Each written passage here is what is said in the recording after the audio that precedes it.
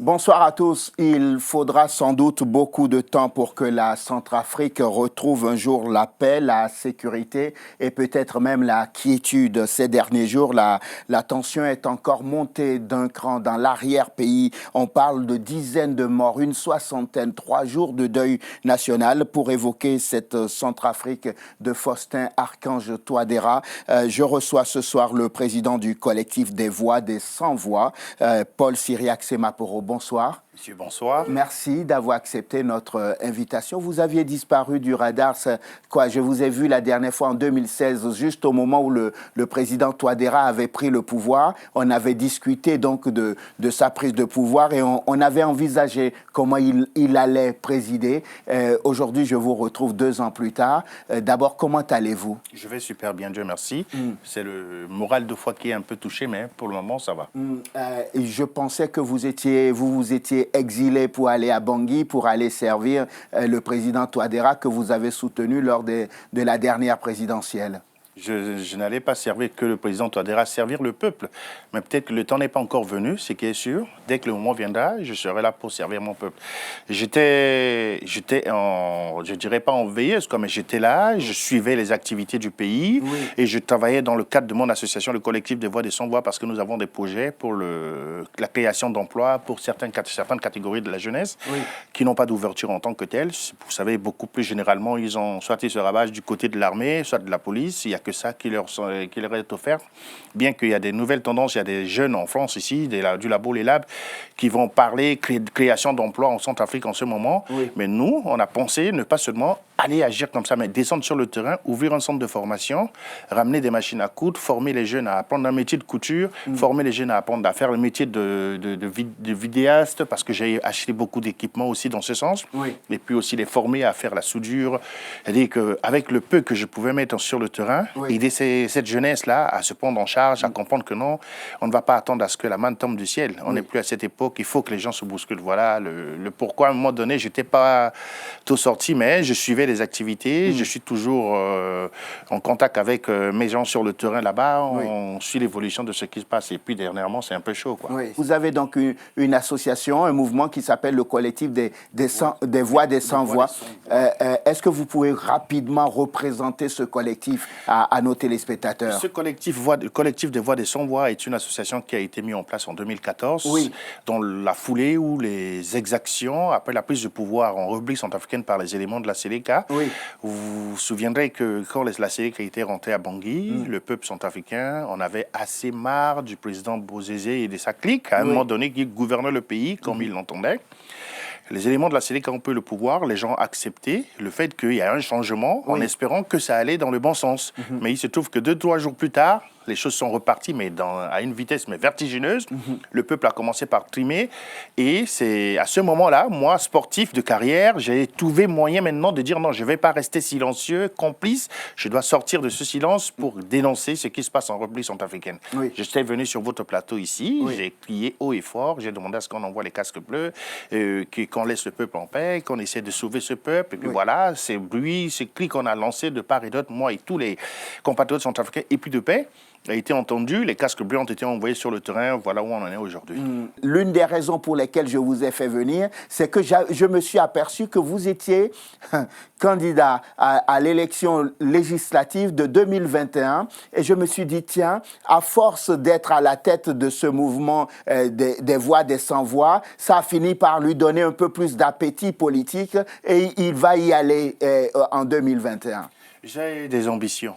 C'est pas que ce soit seulement à force.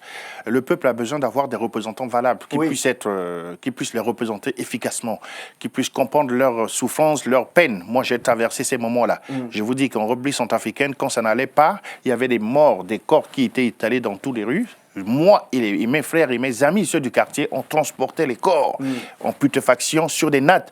On les déplaçait pour amener vers le lycée pour les brûler. J'ai vécu ce que cette population-là vit dans leur chair. J'ai traversé cela. Je connais la réalité. Et le peuple sait que je suis quelqu'un qui a vécu parmi eux, qui a souffert de ces affres. Il est temps que quelqu'un qui puisse les représenter valablement se présenter. Et je sens que l'heure est venue pour moi de pouvoir représenter la population. Pas que du 4e arrondissement. Quand on est député de la nation.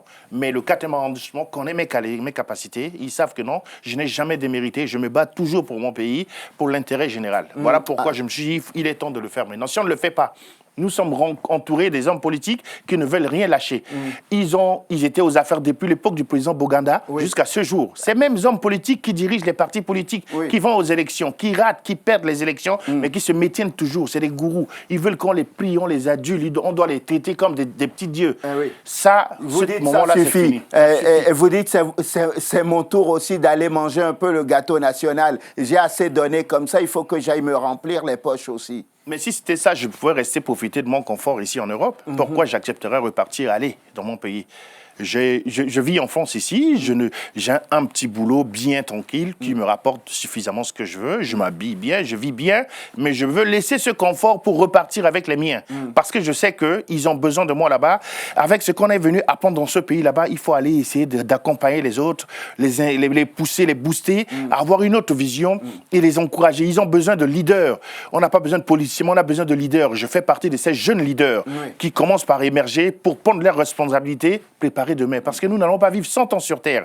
Ce que nous faisons aujourd'hui, on prépare, on peut planter pour que d'autres puissent profiter demain. Si on ne fait rien, nos enfants, ils seront toujours à la solde de ces gens.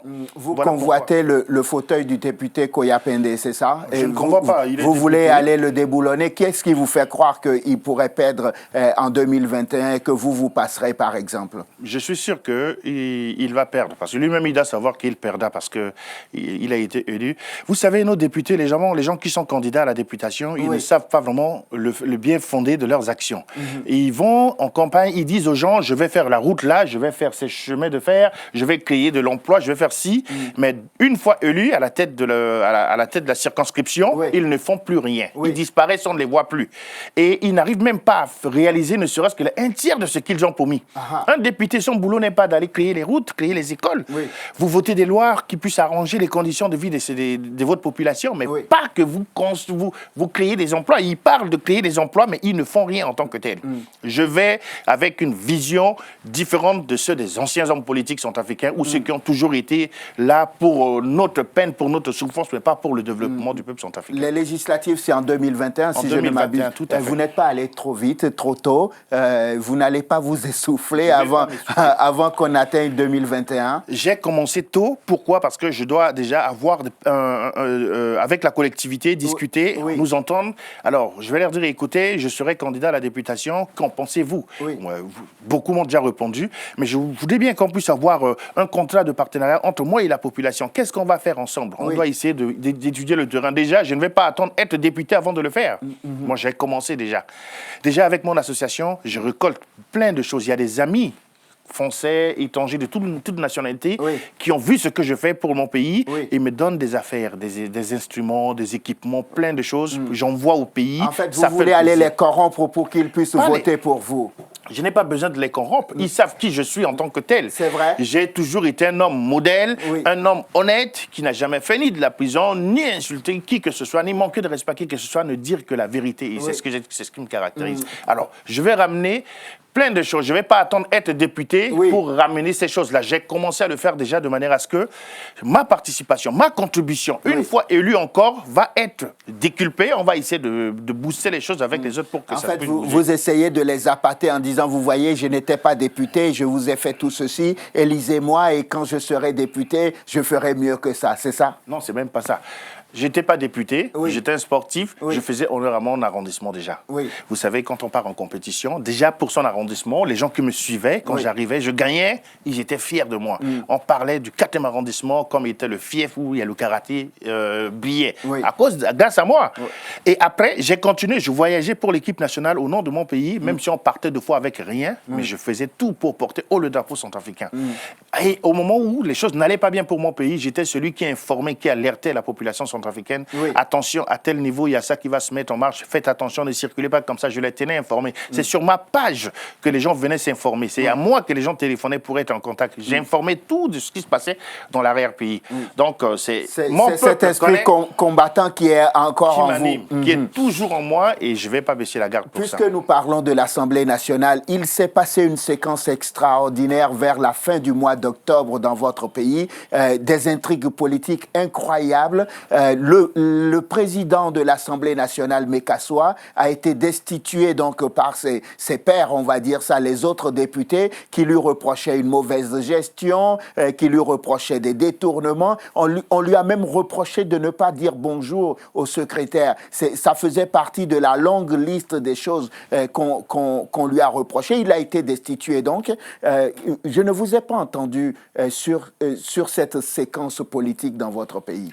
Oui, vous ne m'avez pas entendu, c'est vous qui ne m'avez pas entendu. J'ai pris devant moi, sur moi d'abord, de prendre le devant avant la destitution, de faire une vidéo live où je m'adressais aux députés, où je m'adressais à tous les députés des circonscriptions. Je leur dis, attention, le pays est encore sensible, notre pays est encore fragile.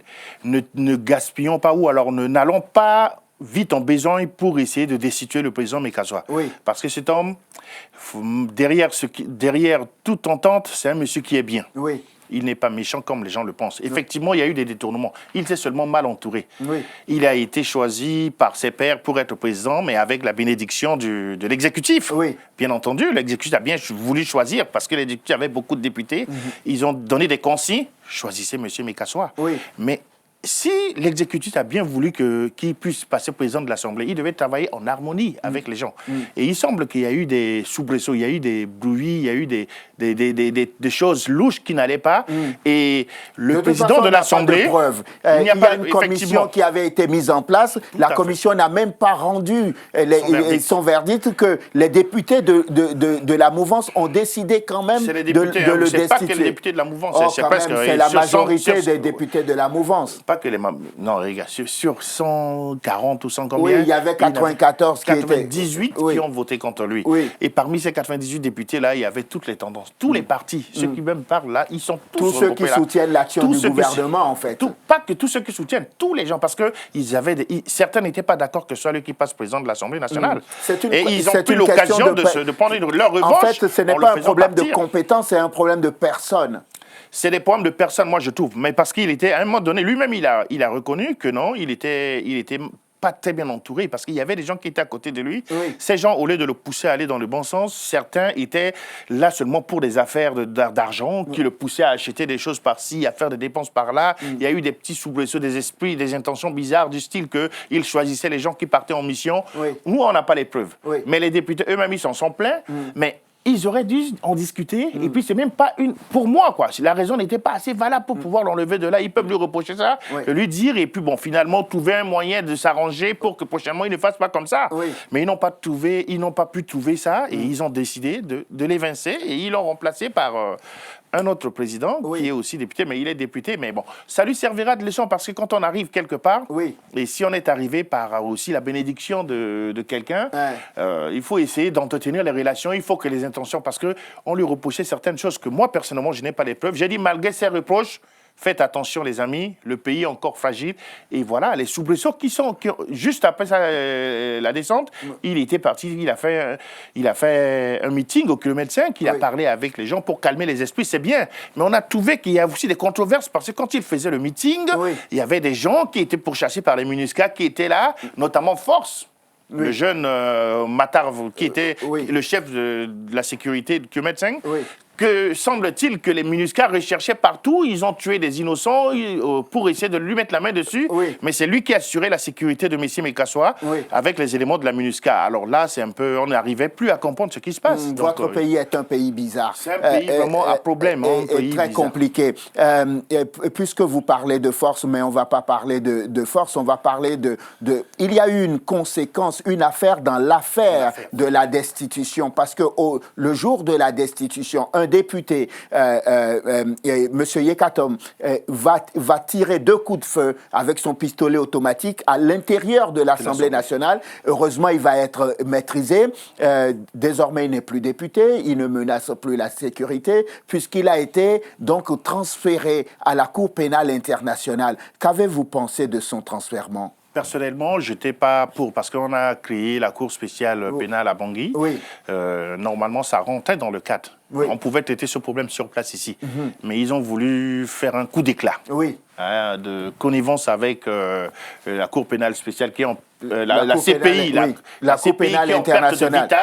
en perte de vitesse parce que les gens commencent à le décrier un peu. Ils ont voulu quand même faire quelque chose. Oui. C'est pour cela qu'il a payé les frais. Mais néanmoins, Alfred Yekatom, alias Rombo, est un résistant. Il fait partie des résistants. Ce sont les gens qui ont osé résister à l'avènement. Vous savez, la première résistance a commencé dans mon quartier à Bouérab. Quand les Sélékas sont venus et quand ils ont commencé par tirer et tuer les gens, la première résistance a vu le jour à Bouérab avec des coupes-coupes, avec des fléchettes. Les gens ont commencé par résister. Et puis petit à petit, par groupe, ça s'est propagé sur le territoire. Yekatom fut l'un de ces valeureux combattants qui ont milité, qui se sont battus pour sécuriser, garder notre pays uni. Mais néanmoins, il y a eu des débordements. Les gens se sont plaints de son agissement, de son comportement. Il semble qu'ils s'en prenaient même à ses concitoyens. Il ne faisait pas que mal aux gens de la Séléka ou aux musulmans. Il faisait mal même aux chrétiens. Il prenait les choses des gens. Il y a des choses qui lui ont été reprochées. Les gens ne pouvaient pas parce qu'il a l'immunité diplomatique. S'il gardait son calme, s'il était posé, et il n'aurait pas été touché parce que il y a le couperet était sur sa tête, mais avec l'immunité diplomatique, il était sécurisé d'une manière ou d'une autre. Et vers la fin de son mandat, peut-être qu'ils allaient chercher à le coincer là, mais s'il regagnait encore les élections, il allait pouvoir passer haut la main. Mais au lieu de ça, monsieur ne s'est pas calmé, mu par quoi il est parti, il a sorti son arme dans l'Assemblée. Même ses amis députés, les langues se délient maintenant, ils disent que non, ils nous menacent tout le temps. Ils ne le disaient pas avant, mais comme le lion n'est pas là, alors et on en parle. Donc je trouve qu'il est responsable de ce qui lui est arrivé. Il aurait dû éviter le pire en se tenant bien, en se comportant bien. On sait que c'est un homme de terrain, mais une fois député, il a changé d'attitude, il n'a pas su changer. Et aujourd'hui, il est parti ça, je n'ai pas de vie. Je dis, mais écoute, il va répondre de ses actes. Parce que beaucoup de gens, beaucoup de compatriotes se plaignent de son agissement. Et puis aussi de l'autre côté, là-bas, s'il y a des preuves, s'il n'y a pas de preuves, il sortira haut la main. Est-ce que vous pensez que le président Touadéra, qui lui aussi est en perte de vitesse, a voulu se servir d'Alfred Yekatom pour pouvoir redorer un peu son blason et dire, vous voyez, je fais tout pour que la justice revienne et que tous ceux qui ont commis des exactions pendant la période 2012-2016 seront punis? Je vais vous dire, dire que le président Touadéra est en perte de vitesse, je ne partage pas cet avis. Parce que sur le terrain, effectivement, avec le travail qu'il fait, les gens sont, pour la plupart, ceux qui parlent, c'est les politiques. Parce qu'entre politiques, ça se bouscule un peu partout. Mais sur le terrain, les gens sont d'accord avec la politique du président Touadéra, pour la plupart. On lui repose certaines choses, de ne pas souvent prendre la parole, mais bon, peut-être lui, dans son style, il agit en profondeur. Vous trouvez qu'il ne prend pas souvent la parole? Il prend la parole que lors des événements. Personnellement, j'aurais bien voulu que quand il se passe des choses atroces sur la population, qu'il puisse prendre la parole, s'exprimer pour calmer les tensions ou éclairer la lanterne des Centrafricains. Et il ne prend pas très souvent la parole. Peut-être qu'il est trop occupé à faire de la politique politicienne à Bangui. Peut-être ça, je ne sais pas. Mais je vais vous dire qu'il n'est pas en perte de vitesse. Il avance toujours sur sa lancée. Ce qu'on lui reproche, c'est ce que je viens de vous dire. Les gens ont bien voulu que le président s'implique davantage, qu'il puisse s'exprimer, qu'il puisse discuter avec la population, faire comme Obama, faire comme d'autres chefs d'État qui sont proches de leur population. Essayer de briser un peu le mythe de l'homme, du président qui est barricadé dans sa forteresse, et puis voilà, qui n'est pas... Mais il faut s'ouvrir. Et je vois que quand il arrive sur le terrain, vous voyez la liesse, les gens sont heureux. On sait comment ça se passe, on distribue des petits billets aux gens, on les aligne sur le bord de la route pour applaudir le président. On peut faire ça, mais non, mais les gens en Afrique, ça. Les gens sont heureux de voir qu'il y a un réel changement en tant que tel qui commence par arriver. Ils espèrent que normalement, dans ce cas, dans le cas de ce qui se passe en République centrafricaine, il ne devait pas avoir d'opposition. Le pays a été tellement maltraité, le pays a toujours subi les affres a eu toujours des problèmes. Normalement, tous les opposants devaient se réunir ensemble et avec l'exécutif, travailler dans le sens du relèvement du pays. Même quand ils sont réunis avec vous, vous finissez par trouver, je dis vous, parce que je sais que vous aimez bien la politique du président Touadéra, et même quand ils essayent de collaborer, on a vu le cas de Mekassoua, 2 ans plus tard, les mêmes qui l'ont fait venir l'ont fait partie et l'ont remplacé par quelqu'un qui était peut-être encore un peu plus soumis au président que Mekassoua, qui était un peu rebelle. Mais on n'a pas besoin d'engager des bras de fer inutiles dans le moment où les choses ne vont pas bien. Vous savez, tous ces hommes politiques-là, moi je parlais tout à l'heure d'eux, que non, c'est des gens qui sont là que pour leur propre intérêt. Oui. Ils ne sont pas là pour l'intérêt du peuple. Ils dirigent des partis, ils placent seulement leurs proches, leurs parents. Certains, il y a division au sein de leur parti politique. Pourquoi? Parce que quand ils arrivent au partage du gâteau, mais au lieu de prendre des gens qui ont milité, mais ils vont chercher leurs proches, les gens qui peuvent avoir la main mise dessus pour pouvoir les placer. Ils sont ministres, ils leur reversent des dividendes. Ils sont députés, ils leur versent des choses. Eux, ils entretiennent leur train de vie. Mais les gens qui ont milité, quand vous serez député, je ne ferai pas comme ça. Parce que moi, personnellement, je ne vais pas chercher à rendre ma condition de vie meilleure. J'ai déjà une situation bien qui me plaît. Mais si je veux, je peux rester dans ma position là. Mais nous ne vivons pas 100 ans sur Terre. J'aime à le dire toujours parce qu'il faut contribuer à préparer demain. J'ai des enfants. J'aimerais bien que mes enfants ou mes petits-enfants puissent vivre dans un Centrafrique meilleur, avec ouverture d'esprit, développement en tant que tel. Mais pas vivre que pour moi, ni pour mes proches. C'est ce qui fait que le pays ne peut pas avancer.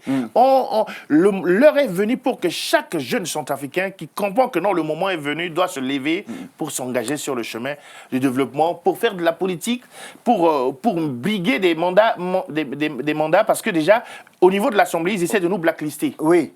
Quand vous dites vous blacklistez... La jeunesse, en fait, ils veulent... On nous demande de voter à 18 ans. Oui. Mais pour être candidat à la présidentielle, il faut avoir 35 ans. Oui. Mais c'est pas normal. Si déjà vous demandez à quelqu'un de voter à 18 ans et pour vous souhaitez... Un homme de 18 ans peut-il diriger un État? Soyons sérieux. Mais non, mais ne serait-ce que pas les candidatures. Il ne peut même pas mettre les boutons de sa chemise. On peut dire que 18 ans, il peut voter, mais à partir de 25 ans. Un homme de 25 ans peut s'engager en politique. Monsieur Semaporo, on arrive au terme de cette émission, mais j'aimerais vous entendre quelques secondes encore, parce que ce qui s'est passé à Lindao est suffisamment grave.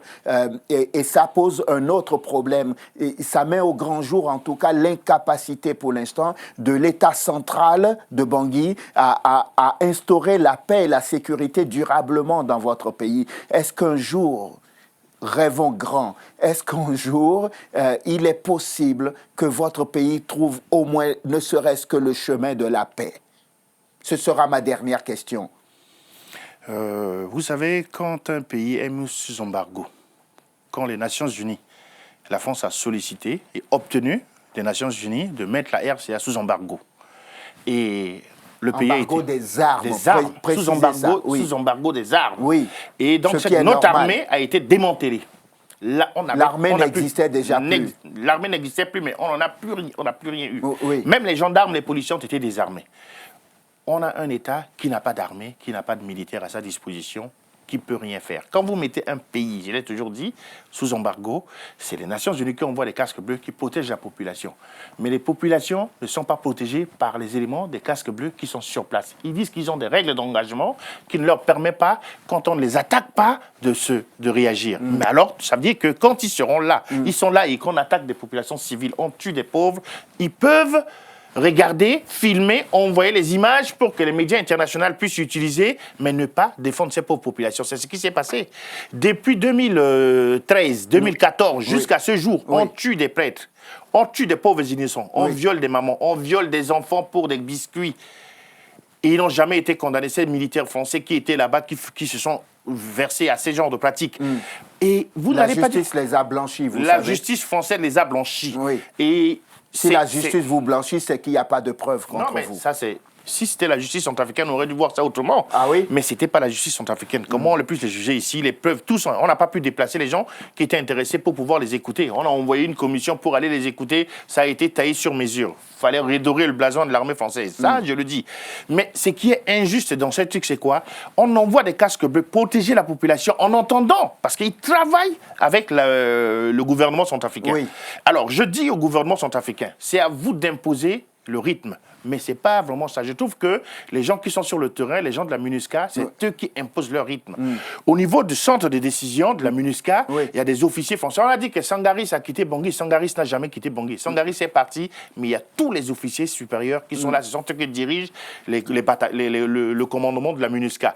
Ils choisissent quelle zone d'opération envoyer les Bangladesh, envoyer les Portugais. Ce qui est normal, on ne peut pas faire n'importe quoi dans un pays non plus. Ce sont des militaires et ils connaissent le terrain. Mais on peut avoir d'autres militaires, on peut associer aussi nos officiers dans ce truc-là, mais les officiers centrafricains ne sont pas associés.